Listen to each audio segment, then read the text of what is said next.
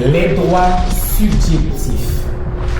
L'essentiel sur les actes d'état civil. Les droits subjectifs. Comprendre cette notion fondamentale du droit. Leçon 6.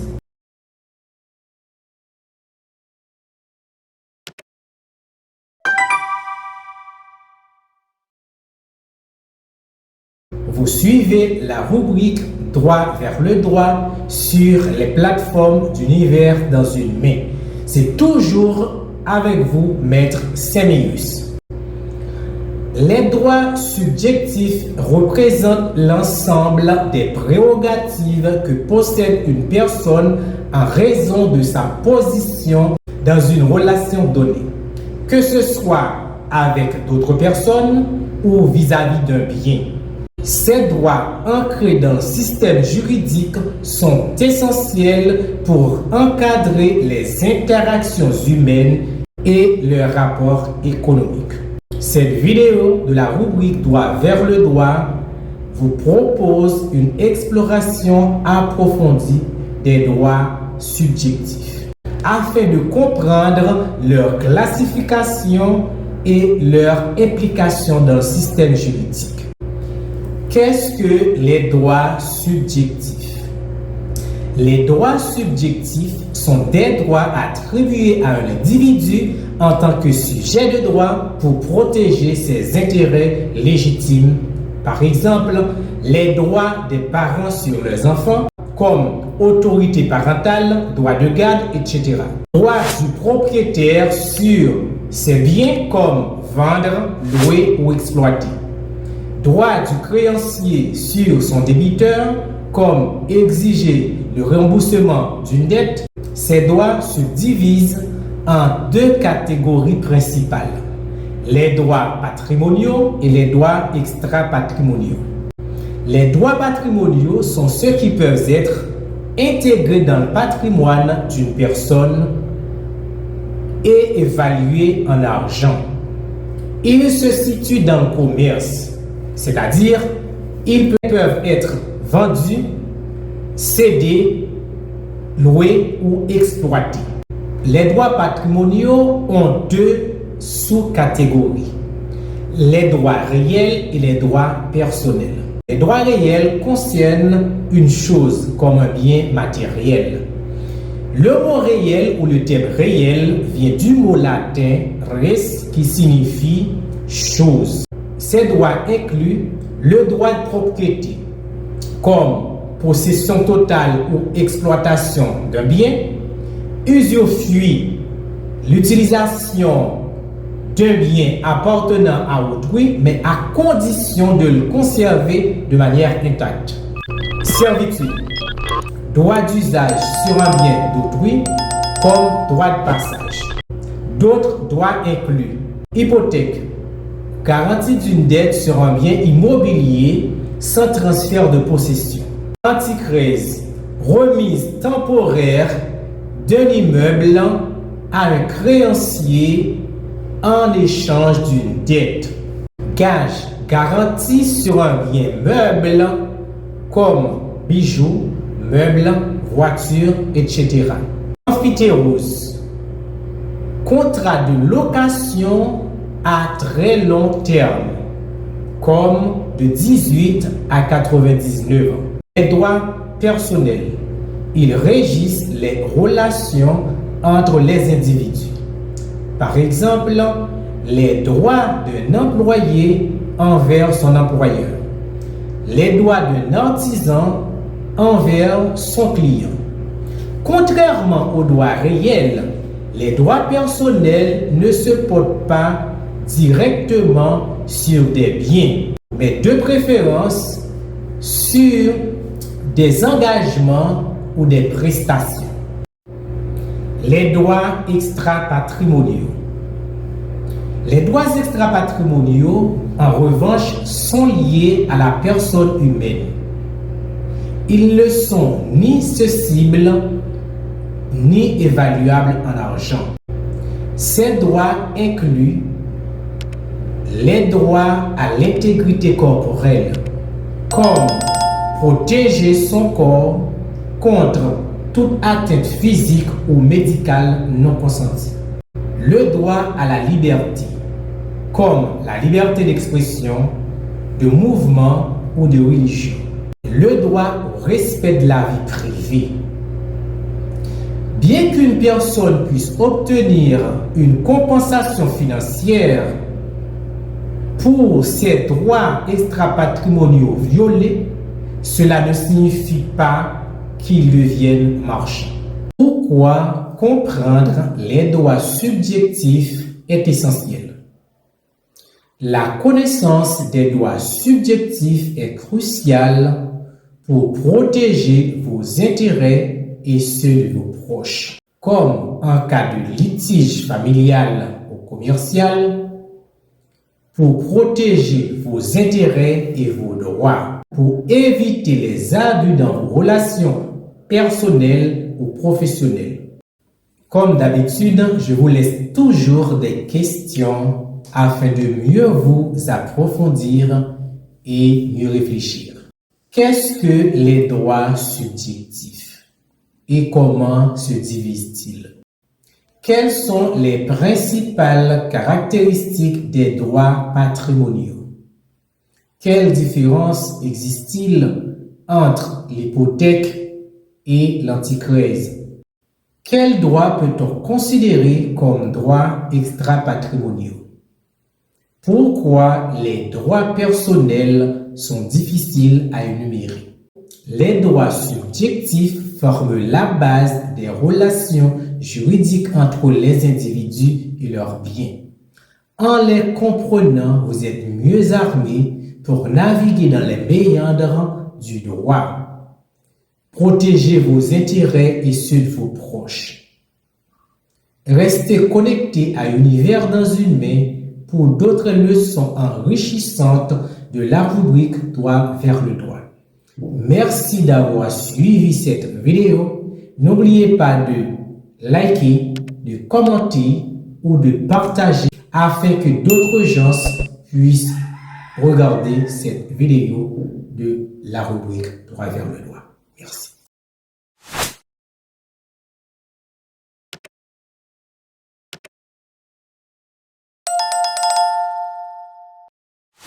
L'univers dans une main est une plateforme à multiples portées dont la mission est d'informer, de former nos congénères du monde entier. Il a été fondé dans un contexte où les réseaux sociaux pilulent des informations de toutes sortes sans penser à leur moindre véracité. C'est en raison de tout cela que l'univers dans une main arrive, non seulement pour contrecarrer les dérives des gens mal intentionnés, mais aussi pour apporter des corrections en publiant minutieusement des sujets divers qui aideront ses abonnés à se cultiver pour un monde bien meilleur. Voilà ce qui fait de l'univers dans une main la référence en matière d'information et de formation. Avec l'univers dans une main, tout le monde peut atteindre le pic de la mirandole. Alors, n'hésitez pas, chers internautes, à vous abonner pour bénéficier des meilleures publications de cette plateforme.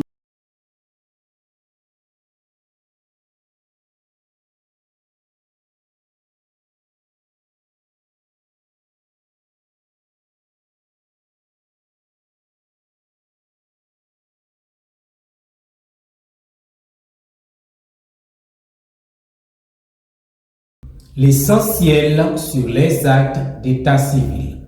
Comprendre leur rôle et leur gestion. Leçon 7.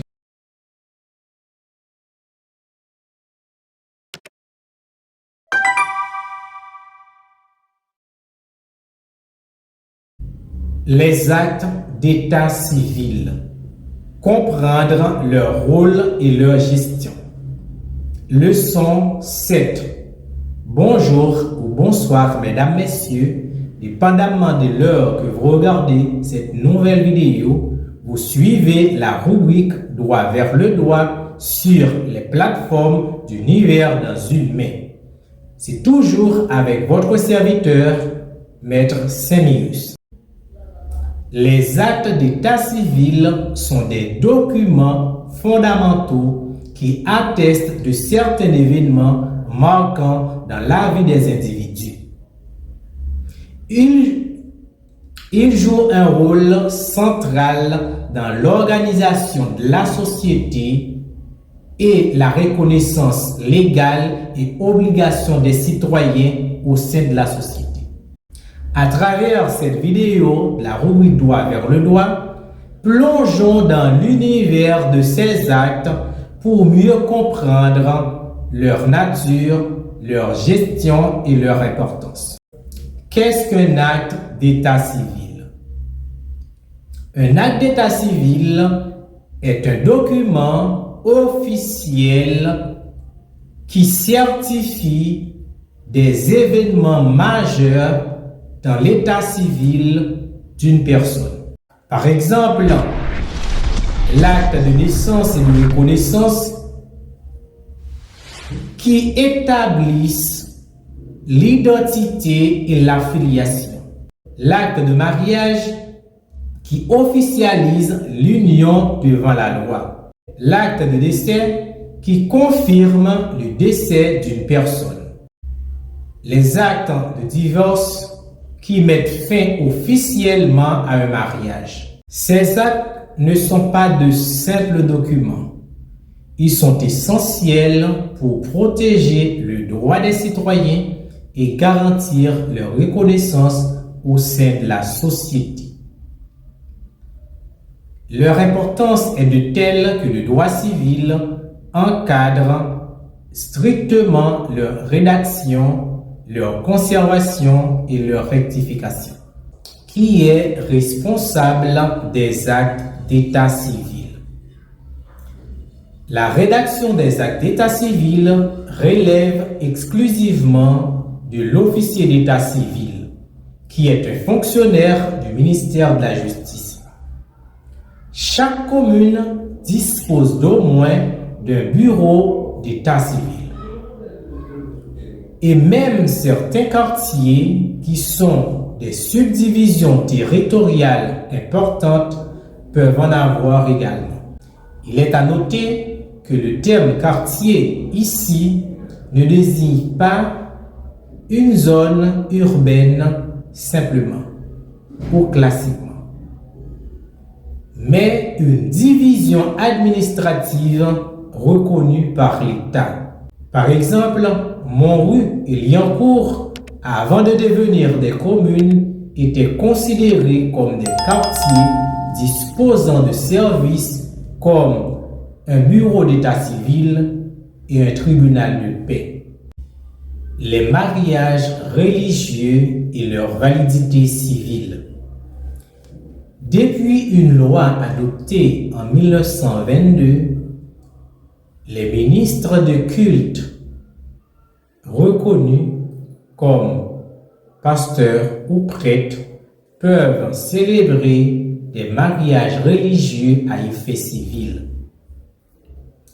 Toutefois, pour que cette union soit officiellement enregistrée, le ministre de culte doit transmettre les informations nécessaires à l'officier d'état civil compétent qui enregistre alors l'acte sur les registres. La rédaction des actes d'état civil est soumise à des règles strictes, comme le double registre, la signature obligatoire. Chaque officier d'état civil dispose de 2 registres identiques pour chaque type d'acte, comme naissance, mariage, décès, divorce. Dès qu'un acte est rédigé sur un registre, il doit être immédiatement consigné sur l'autre. Signature obligatoire, bien la signature obligatoire. L'acte est lu aux comparants comme parents, époux, etc. et aux témoins qui doivent signer les 2 registres. Toute absence de signature doit être mentionnée avec la raison. Ce système garantit l'exactitude et évite les omissions. La conservation des actes d'état civil une double sécurisation, comme les archives nationales, les grèves des tribunaux civils. Chaque année, entre le 1er janvier et le 10 février, un exemplaire de chaque registre est envoyé au parquet du tribunal civil, puis acheminé aux archives nationales à Port-au-Prince. Le second registre reste avec l'officier d'état civil tant qu'il est en poste. En cas de départ, il est transféré au greffe du tribunal civil compétent. Cependant, les greffes des tribunaux civils ne sont pas toujours équipés pour répondre à cette mission, ce qui peut rendre l'accès au registre difficile. La rectification des actes d'état civil. Des erreurs peuvent parfois se glisser dans les actes d'état civil, comme faute d'orthographe, omission de prénom. Ces erreurs nécessitent une rectification légale effectuée par un avocat devant un tribunal. Une fois la rectification est approuvée, elle est portée sur les deux registres pour garantir leur conformité. Comme d'habitude, chers internautes, je vous laisse toujours des questions afin de mieux réfléchir et pour approfondir votre connaissance. Quelle est l'importance des actes d'état civil dans la vie d'une personne? Quels sont les rôles et responsabilités d'un officier d'état civil? En quoi consiste la procédure de double enregistrement des actes d'état civil? Comment les mariages religieux acquièrent-ils une valeur civile? À qui doit-on s'adresser pour rectifier un acte d'état civil comportant des erreurs? Les actes d'état civil, bien plus que de simples documents administratifs, sont des piliers de l'organisation juridique et sociale. Leur rédaction minutieuse et leur conservation sécurisée assurent la protection des citoyens. Comprendre leur fonctionnement est essentiel pour naviguer dans le cadre légal de notre société. Continuez à suivre, chers amis, la rubrique Droit vers le droit sur Univers dans une main pour découvrir d'autres contenus éducatifs qui éclairent et guident vos démarches juridiques. Merci d'avoir suivi cette vidéo. N'oubliez pas de liker, de partager, de commenter et de s'abonner pour ne rien manquer à nos prochaines vidéos. C'était votre serviteur, Maître Samius.